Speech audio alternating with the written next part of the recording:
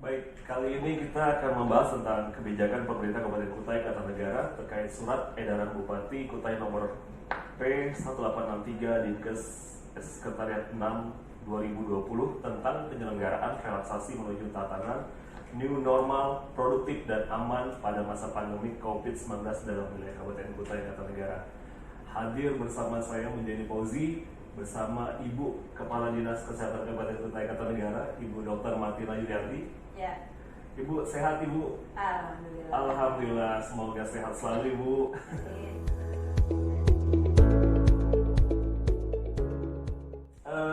Ibu, mungkin langsung saja di Kabupaten Kutai Kartanegara ini yang saat sekarang kan bukan hanya trending topiknya bukan hanya di Kabupaten Kutai Kartanegara tapi di Indonesia ya Bu ya. New normal Bu ya. Bisa Bu langsung dijelasin Bu apa sih new normal itu Bu? Ya, new normal sebenarnya suatu kondisi di mana kita berada di dalam kenormalan yang baru, gitu ya. Artinya ada perubahan di dalam tatanan kehidupan kita, tapi itu dianggap normal, gitu. Nah itu makanya disebut sebagai the new normal. Nah ini latar belakangnya ya, latar belakangnya adalah karena Badan Kesehatan Dunia atau WHO melihat bahwa COVID-19 ini atau infeksi yang diakibatkan oleh coronavirus ini itu kemungkinan masih lama berada di tengah-tengah kita. Karena apa? Karena vaksinnya hingga hari ini belum ditemukan. Sampai sekarang ya Bu? Karena vaksinnya.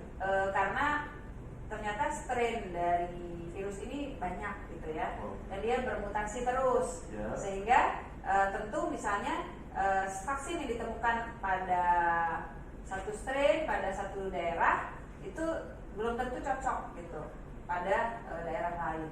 Jadi dengan demikian diputuskan bahwa sama seperti penyakit-penyakit lain yang belum didapat vaksinnya seperti HIV/AIDS misalnya, ya kita berdampingan gitu, kita harus berdampingan dengan virus tersebut gitu. Mau tidak mau Bu ya? Mau tidak mau, suka atau tidak suka, karena sampai kapan kita akan berdiam di rumah terus gitu kan? Iya, Bu. Karena ini kan masih lama.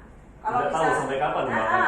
Kalau kita bisa memperkirakan misalnya 2 bulan itu sudah reda, coronavirus nggak ada lagi di dunia atau di daerah kita bisa kembali ke kehidupan yang lalu, yang kita anggap normal yang lalu. Tapi saat ini kita dipaksa untuk ya masuk ke new normal, artinya kenormalan yang baru yang tidak sama dengan normal yang lama. Iya. Kayak gitu. Bukan berarti virusnya sudah nggak ada atau menghilang atau selesai ya Bu ya? Iya tentu, justru masih sama kondisinya dengan yang dulu gitu. Cuman memang pemerintah itu WHO sendiri juga membuat beberapa kriteria untuk negara-negara atau wilayah-wilayah atau daerah yang diizinkan untuk mulai mempertimbangkan relaksasi menuju tatanan baru kehidupan itu. Salah satunya adalah persyaratan terkait dengan transmission. Jadi adanya transmisi yang menurun ya, tidak meningkat gitu ya, mendatar atau menurun. Itu dipertimbangkan untuk dapat dilakukan relaksasi. Artinya pelonggaran daripada pengetatan-pengetatan yang telah dilakukan seperti pada awalnya infeksi coronavirus ini.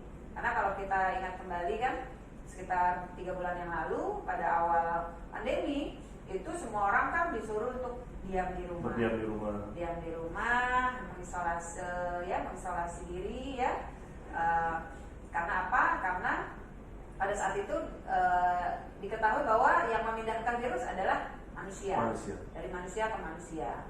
Sehingga jangan banyak bergerak supaya virus juga tidak berpindah-pindah. Namun ternyata kita tidak akan sanggup dengan dampak ekonomi dan dampak sosial yang terjadi karena orang harus bergerak, orang harus bekerja, orang harus mencari makan dan lain sebagainya. Dampaknya ya Bu ya?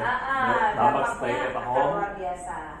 Dampak stay at home berdampak pada ekonomi dan Ya. lain-lain. Ya, dan itu akan multiplier effect terjadi. Oleh sebab itu, tentu pemerintah atau WHO tidak sembarangan juga ya memberikan kelonggaran itu. Kenapa? Karena itu akan membawa konsekuensi. Ketika itu dilonggarkan, maka kemungkinan akan terjadi, bisa saja akan terjadi ledakan kasus yang baru. Jika masyarakat tidak mematuhi protokol new normal. Nah, jadi yang krusial di dalam kita melaksanakan new normal ini, harus semua pihak harus patuh pada protokol. Apa protokolnya? Ya, menggunakan masker bila bepergian atau di luar rumah atau bila bersama orang lain dengan cara yang baik dan benar. Jadi jangan menggunakan masker hanya di bawah hidung misalnya ya, atau ketika rapat misalnya pas bicara malah dilepas maskernya, itu tidak tepat gitu ya. Nah, kemudian juga yang lain-lain tentu physical distancing itu wajib. Distancing, selain masker, physical distancing ya Bu ya. Physical distancing, kemudian selalu menjaga kebersihan tangan. Selalu menjaga kebersihan tangan. Cuci tangan yang baik dan benar. Ya, cuci tangan yang baik dan benar. Menggunakan sabun dan air yang mengalir. Kemudian saat ini juga kelebihan kita saat ini kan alat tes sudah banyak, sehingga kita dengan mudah dapat mendeteksi orang ini terinfeksi atau tidak. Kalau dulu kan kita nggak bisa ngetes, sehingga semua orang yang dari pelaku perjalanan karantina. Semua orang kontak erat karantina. Dikarenakan tidak punya rapid test dari kemarin ya. Akibatnya begitu banyak orang yang harus dikarantina, akibatnya dampaknya luas. Gitu. Iya. Ya. Sekarang kita punya rapid test sehingga bisa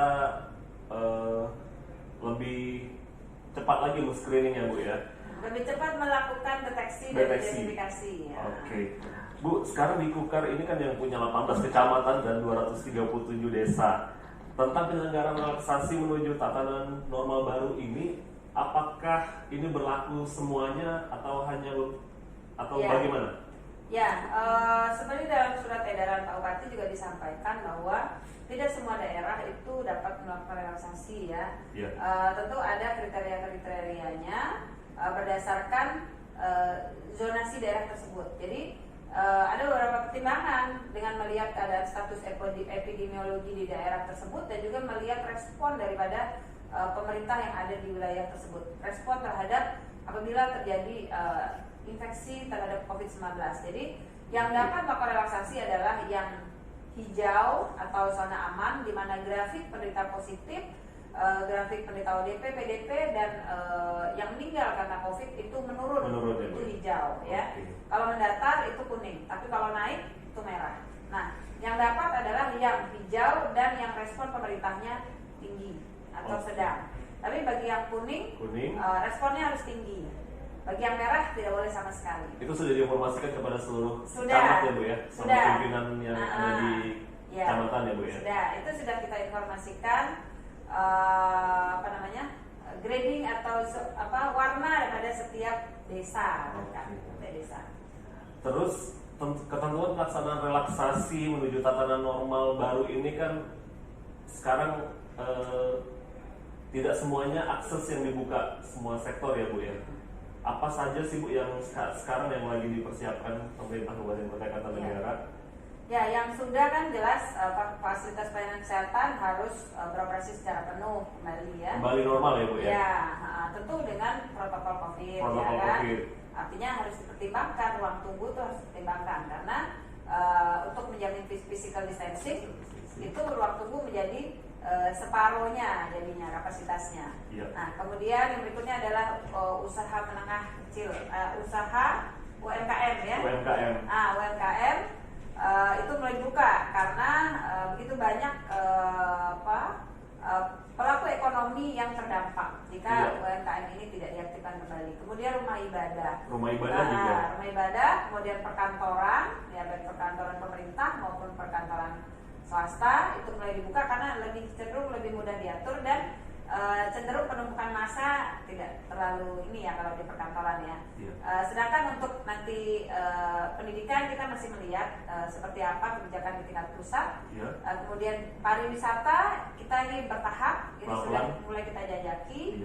Nanti yang terakhir adalah kegiatan-kegiatan resepsi, kemudian event ya, kegiatan outdoor yang ini itu kan terakhir kita atur. bukannya kita tidak memprioritaskan, tapi kita harus mempersiapkannya dengan lebih matang gitu. Karena satu prasyaratnya adalah ketika kita memasuki new normal ini, melakukan relaksasi itu, semua stakeholder yang terkait itu harus benar-benar memahami dan terlibat secara aktif dalam upaya pencegahan penularan COVID-19 ini melalui implementasi atau pelaksanaan protokol itu dengan sebaik-baiknya. Jadi jangan dipikir, oh kita bebas kembali seperti dulu, oh tidak ya. Kita disilahkan beraktivitas supaya tidak terdampak secara ekonomi dan sosial, tapi dengan cara yang baru. Itu makanya disebut sebagai the new normal. Oke. Jadi Bu, tadi udah dijelasin oleh Ibu Dr. Martina Yulianti tentang new normal. Baik, langsung to poin Bu buat teman-teman yang menonton channel YouTube Dinas Kesehatan Kabupaten Kutai Kartanegara. Pesan penting buat teman-teman yang menonton ini tentang new normal ini Bu. Ya. Memasuki the new normal ya, kita harus bisa beradaptasi ya, menyesuaikan diri dengan tuntutan kenormalan yang baru tersebut.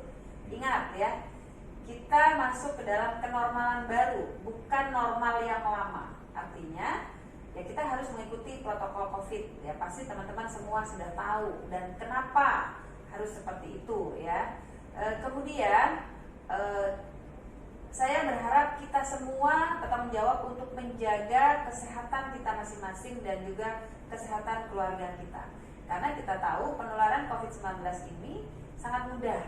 Jadi kalau kita tertular, kemungkinan orang yang ada dalam satu rumah juga akan tertular. Oleh sebab itu, kalau kita menjaga diri kita itu sama dengan kita menjaga orang-orang yang kita sayangi. Memang betul, tidak semua orang yang terinfeksi COVID-19 itu berat ya. 80-85% itu orang tanpa gejala. Tapi apakah kita yakin bahwa orang yang akan kita tulari, orang-orang yang kita sayangi di dalam rumah kita, yang tertular dari kita juga sekuat kita? Mungkin anak-anak kita, mungkin orang tua kita. Nah itu yang harus kita pikirkan baik-baik. Artinya kita menjaga diri kita itu sama dengan menjaga orang-orang yang kita sayangi. Itu yang pertama. Kemudian yang kedua, tidak perlu melakukan stigmatisasi berlebihan kepada orang yang telah terinfeksi COVID-19. Dan orang yang terkena COVID-19 itu juga jangan merasa itu aib ya. Karena ini tidak sama ya dengan penyakit lain yang seperti HIV/AIDS misalnya ya, salah satunya. Karena pola penularannya berbeda. Orang tertular COVID-19 itu kan bukan karena dia melakukan perbuatan tercela. Nah, tapi kalau misalnya penyakit yang ditularkan melalui hubungan seksual yang tidak benar, itu memang ya berbeda kan. Jadi terkait dengan stigmatisasi ini agar lebih proporsional lah ya. Mungkin itu saja.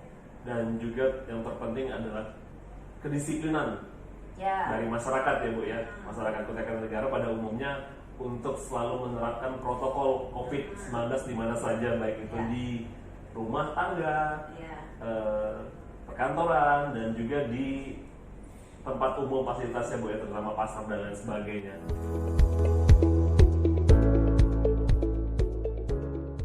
Baik Ibu Martina Yulianti, terima kasih Ibu. Terima kasih untuk penjelasannya pada hari ini.